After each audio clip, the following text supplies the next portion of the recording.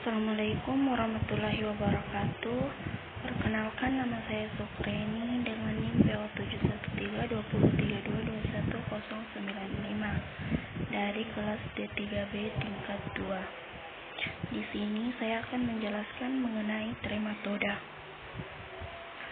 Adapun topik yang akan dibahas, pertama Fasciola hepatica, Fasciolopsis buski, Paragonimus westermani, Schistosoma japonicum, Schistosoma mansoni, Schistosoma hematobium. Kemudian ada hospes dan penyakit, morfologi, siklus hidup, aspek klinik, dan diagnosis. Pertama, menjelaskan mengenai trematoda. Kelas trematoda atau cacing daun adalah cacing yang termasuk filum Platyhelminthes dan hidup sebagai parasit. Pada umumnya, cacing ini bersifat hermafrodit kecuali Schistosoma sp. Spesies yang merupakan parasit pada manusia termasuk subkelas Digenea yang hidup sebagai endoparasit. Ada berbagai macam hewan dapat berperan sebagai hospes definitif cacing trematoda. Pertama, kucing, anjing, kambing, sapi, babi, tikus, burung, musang, harimau, dan termasuk manusia. Pertama, Fasciola hepatica. Penyakit fascioliasis, hospes definitif manusia, sapi, dan kambing. Perantara pertama keong, siput air tawar dari genus Limnaea. 2. Tumbuhan air. Cara infeksi, makan tanaman air mengandung metaserkaria. Adapun morfologi cacing dewasa, ukuran panjang tubuhnya antara 20 dan 30 mm dan lebar badan antara 8 dan 13 mm. Bentuknya pipis seperti daun yang mempunyai tonjolan khas di daerah anterior sehingga memberi gambaran seperti bahu. Kemudian susker. Terdapat dua jenis alat isap, yaitu oral susker dan ventral susker yang sama ukuran besarnya. Usus mempunyai usus yang mempunyai cabang-cabang lateral yang mencapai ujung distal dari sekum. Ada alat reproduksi. Ovarium dan testis cacing ini bercabang, sedangkan uterusnya melingkar. Vitellarianya ada percabangan yang intensif dan tersebar luas ke seluruh jaringan parenkim cacing. Kemudian telur, bentuknya ovoid, bulat lonjong, berwarna coklat kekuningan, mempunyai operkulum di salah satu ujungnya. Ukuran panjang telur antara 130 sampai 150 mikron dan lebar 63 sampai 90 mikron. Waktu telur keluar dari tubuh hospes definitif, telur belum berembrio dan tidak infektif. Bisa dilihat gambar dari cacing dewasa dan telur. Adapun siklus hidup. Pertama, telur dikeluarkan melalui feses. Kemudian telur berkembang di dalam air. Lalu telur menetes dan berkembang menjadi miracidium, kemudian masuk ke dalam tubuh siput. Di dalam siput ada jaringan siput. Pertama, sporosis, reidia, serkaria. Kemudian dari serkaria bebas berenang dan menempel di tanaman air. Kemudian metaserkaria yang terdapat pada tanaman air masuk ke dalam tubuh manusia, domba, atau sapi. Kemudian cacing masuk ke dalam usus 12 jari. Kemudian yang terakhir, cacing dewasa masuk ke hati melalui saluran empedu. Adapun aspek klinisnya, cacing dewasa dapat menyebabkan peradangan pada saluran empedu, menimbulkan atrofi pada parenkim hati, dan kemudian dapat terjadi sirosis periportal. Cacing mudah mengadakan migrasi ke hati, yang dapat menimbulkan lesi ektopik di dinding usus, jantung, bola mata, paru, jaringan di bawah kulit. Adapun selama fase migrasi dapat tidak bergejala atau menimbulkan gejala seperti demam, nyeri pada bagian atas abdomen, eosinofilia. Gejala yang timbul bergantung pada organ tempat migrasi larva. Diagnosisnya, pasti terjadi infeksi vaskular hepatika, harus dilakukan pemeriksaan tinja dan empedu penderita untuk menemukan telur cacing yang khas bentuknya. Pemeriksaan serologi, misalnya uji fiksasi komplement atau tes intradermal, dapat dilakukan untuk membantu menegakkan diagnosis fascioliasis hepatika. Kemudian ada fasciola busci, di mana cacing trematoda yang terbesar ukurannya, sehingga disebut dengan cacing trematoda usus raksasa, atau biasa disebut dengan gastrointestinal fluke. Penyakitnya fasciolopsiasis, hospes definitif manusia, anjing, dan babi, perantara keong air. Cara infeksinya, makan tumbuhan air mengandung metacercaria. Morfologi cacing dewasa, bentuk seperti daun dengan ukuran panjang badan antara 20 dan 70 mm dan lebar badan antara 8 dan 20 mm. Acetabulum, ukuran organ ini lebih besar daripada ukuran oral scape. Kepala, bagian kepala tidak mempunyai kerucut kepala. Kemudian usus dan alat pencernaannya, terdapat prefaring pendek, faring yang berbentuk bola, dan usofagus yang pendek, diikuti oleh sepasang sekum yang tidak bercabang. Ada alat reproduksi, terdapat 2 buah testis yang bercabang dan tersusun di separuh badan bagian posterior. Ada ovarium tidak bercabang terletak di pertengahan tubuh. Kemudian pitellaria, organ ini terletak di sebelah lateral sekum, tersebar mulai dari ujung anterior setinggi ventral scale sampai ke ujung posterior tubuh cacing. Ada uterus, bentuk uterus melingkar menuju ke arah batas anterior ventral scale dan berakhir pada atrium genital. Kemudian morfologi telur mempunyai ukuran panjang 130 sampai 140 mikron dan lebar 80 sampai 95 mikron. Berdinding tipis tembus sinar dan mempunyai operkulum kecil pada salah satu ujungnya. Telur berbentuk lonjong berwarna kekuningan. Kemudian seekor cacing betina dapat memproduksi sekitar 28.000 butir telur setiap harinya. Adapun siklus hidup, pertama, telur yang tidak berembio dikeluarkan melalui kotoran manusia. Kemudian yang kedua, telur berembio di dalam air. Ketiga, mirasidia menetes dan menembus keong air tawar. Pada siput, mirasidia berkembang hingga tahap serkaria. 5-6, siput melepaskan serkaria yang berenang bebas. Serkaria berkembang menjadi metaserkaria pada tumbuhan air dan tertelan oleh manusia atau babi sehingga menyebabkan infeksi. Kemudian yang 7-8, metaserkaria ada di duodenum dan berkembang menjadi dewasa di usus kecil. Adapun aspek klinisnya, gejala klinis fasciolopsiasis busci terjadi karena cacing yang melekat daripada mukosa usus halus dapat menimbulkan peradangan, ulserasi, dan abses, sehingga menimbulkan keluhan nyeri epigastrium, mual, dan diare. Warna tinja menjadi hijau kuning, berbau busuk, dan berisi makanan yang tidak dicerna. Jika terjadi infeksi yang berat oleh parasit ini, penderita akan mengalami anemia, edema, asitis, dan anasarka. Kadang-kadang dapat terjadi obstruksi usus. Pemeriksaan darah tepi menunjukkan gambaran eosinofil sampai 35%. Adapun diagnosis, untuk menegakkan diagnosis pasti harus dilakukan pemeriksaan tinja untuk menemukan telur cacing. Selain itu, mungkin dapat dijumpai cacing dewasa pada muntahan atau di dalam tinja penderita. Kemudian ada Paragonimus westermani, di mana dikenal juga dengan nama Orentral lung fluke.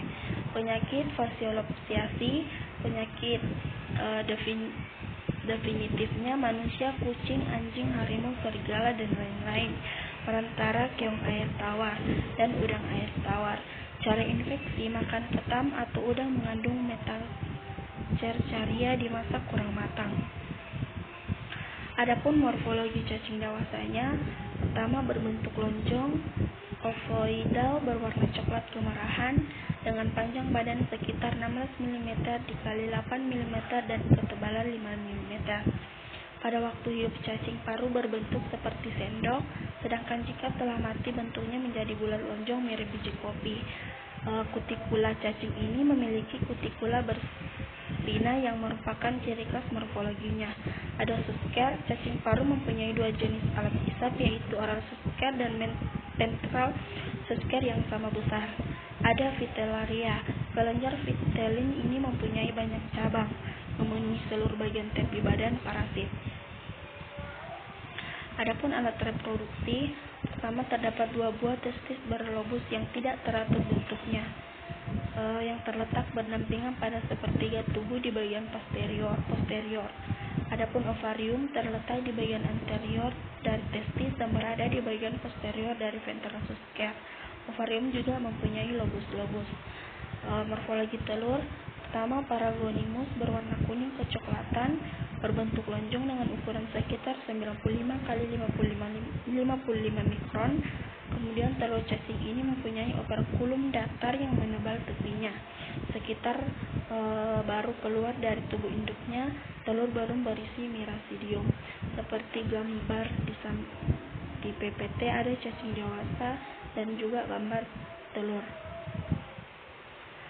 Adapun siklus hidupnya, pertama itu telur yang tidak berembrio, yang kedua itu telur yang sudah berembrio, yang ketiga itu mirasidia menetes dan menembus siput. Masuk ke siput ada Porcista, kemudian Rediae, kemudian ada Cercaria. Kemudian dari Cercaria menyerang krustasea dan berkista menjadi Metacercaria. Kemudian manusia menelan krustasea yang kurang matang atau diasamkan yang mengandung Metacercaria. Kemudian Exista di duodenum. Kemudian orang dewasa di rongga Christi di paru-paru bertelur yang dikeluarkan melalui dahak. Secara bergantian telur ditelan dan dikeluarkan bersama tinja. Adapun aspek klinisnya, berupa batuk, kadang-kadang disertai hemoptisis. Gejalanya mirip pulmonari tuberkulosis, sehingga terjadi misdiagnosis dengan tuberkulosis paru. Adapun diagnosisnya, harus ditemukan telur cacing dalam dahak atau tinja penderita. Mungkin telur cacing juga dapat ditemukan pada hasil aspirasi pleura.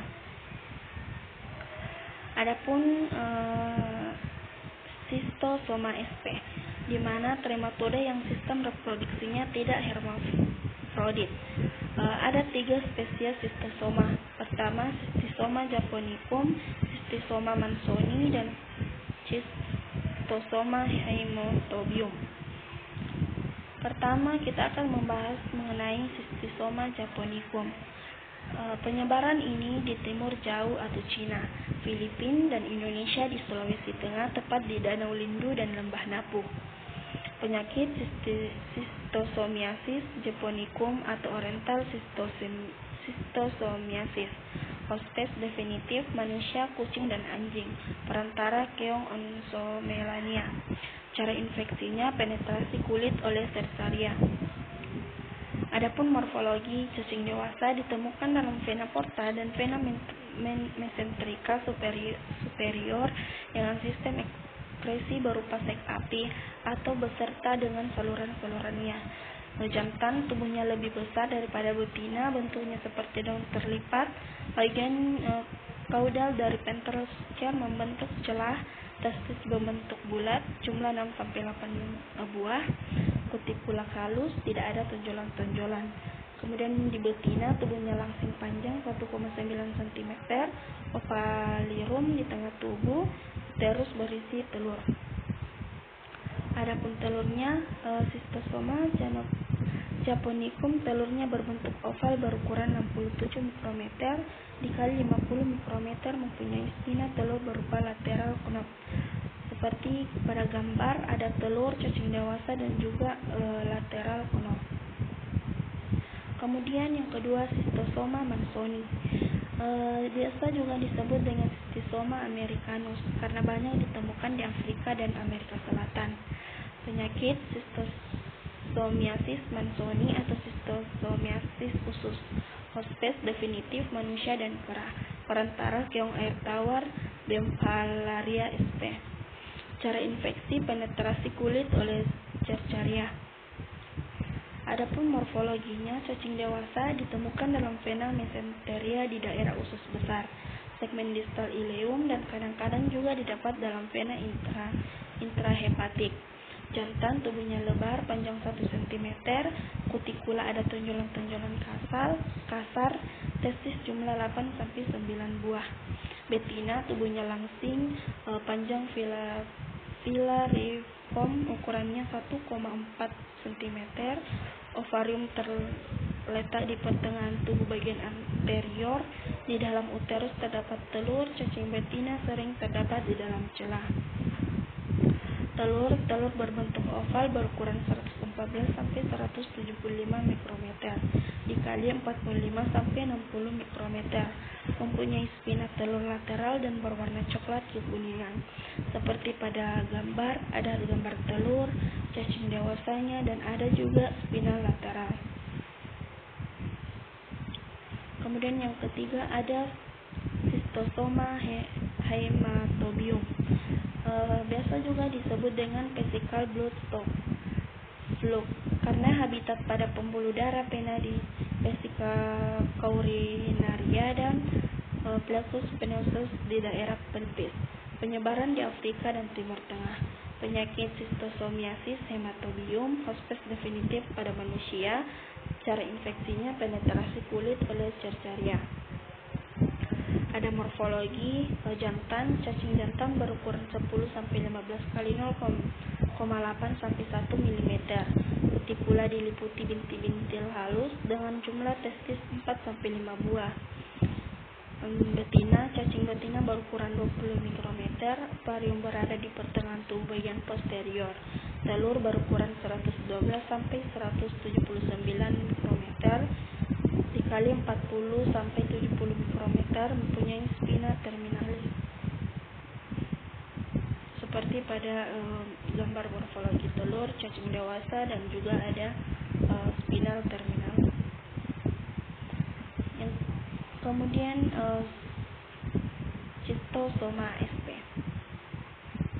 Adapun siklus hidup dari Schistosoma sp yaitu pertama dalam tinja dan juga ada dalam urin. Yang kedua, telur menetes melepaskan Miracidia. Kemudian Miracidia menembus jaringan siput. Lalu sporokista pada siput generasi berturut-turut. Yang kelima, Cercariae dilepas oleh siput ke dalam air dan berenang bebas. Lalu menembus kulit. Kemudian Cercariae kehilangan ekornya saat penetrasi dan menjadi Schistosomulae. Kemudian yang ke-8 sirkulasi. Kemudian 9 bermigrasi ke darah portal di hati dan berkembang menjadi dewasa. Kemudian yang ke-10 cacing dewasa berpasangan bermigrasi ke Venula mesenterica AB pada usus atau rektum.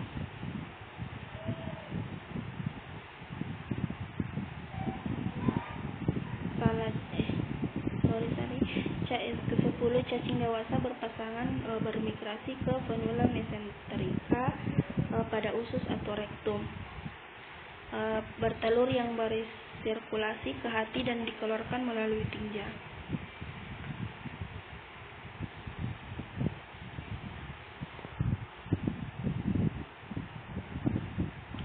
Kemudian ada aspek klinis. Ada 3 tahap aspek klinis pada Schistosomiasis, yaitu pertama masa inkubasi biologis, di mana pada waktu antara saat masuknya Cercaria menembus kulit sampai saat terjadinya cacing dewasa Terjadi kelainan kulit dan gatal-gatal disertai keradangan akut pada hati. Kemudian yang kedua ada tahap stadium akut. Pada tahap yang terjadi akibat terbentuknya telur cacing, terjadi kerusakan jaringan dan pendarahan, pembentuk pseudoabses, pseudotuberkel, dan pembentukan jaringan ikat. Kemudian yang terakhir ada tahap stadium kronik. Pada tahap stadium kronik terjadi proses-proses penyembuhan jaringan dan pembentukan jaringan fibrosis disertai pengecilan hati. Akibat telah terjadinya sirosis, terjadi pembesaran limfa, asites dan ikterus, dapat juga terjadi hipertensi portal. Adapun diagnosis penyakitnya yaitu tentu jika ditemukan telur sistomatosoma yang spesifik bentuknya bagi masing-masing spesies pada tinja atau urin penderita. Pada hasil biopsi kandung kemih atau biopsi rektum, telur Schistosoma hematobium dapat ditemukan di dalam urin penderita atau pada hasil biopsi kandung kemih, sedangkan telur Schistosoma japonicum dan telur Schistosoma mansoni dapat ditemukan di dalam tinja atau pada hasil biopsi rektum. Nah, pembahasan terakhir adalah perbedaan Schistosoma spp. Perbedaannya dari ukuran cacing. Dari Schistosoma hematobium jantannya 10-15 mm, sedangkan pada Schistosoma japonicum jantan 12-20 mm, sedangkan Schistosoma mansoni jantannya 6,4-12 mm. Kemudian pada betina Schistosoma hematobium 20 mm, pada Schistosoma japonicum 26 mm, kemudian terakhir pada Schistosoma mansoni 7,2-17 mm. Adapun tuberkel kulit pada Schistosoma hematobium halus dan Schistosoma japonicum juga halus dan Schistosoma mansoni kasar.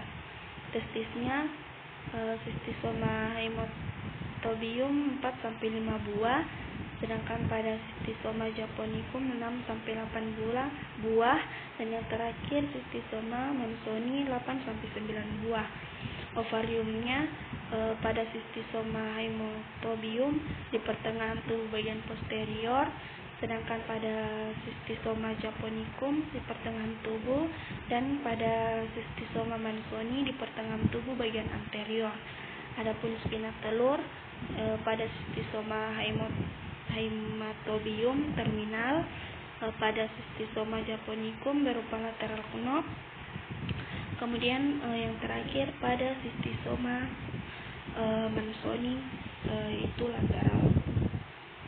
Sekian dari saya, kurang lebihnya mohon dimaafkan. Wassalamualaikum warahmatullahi wabarakatuh.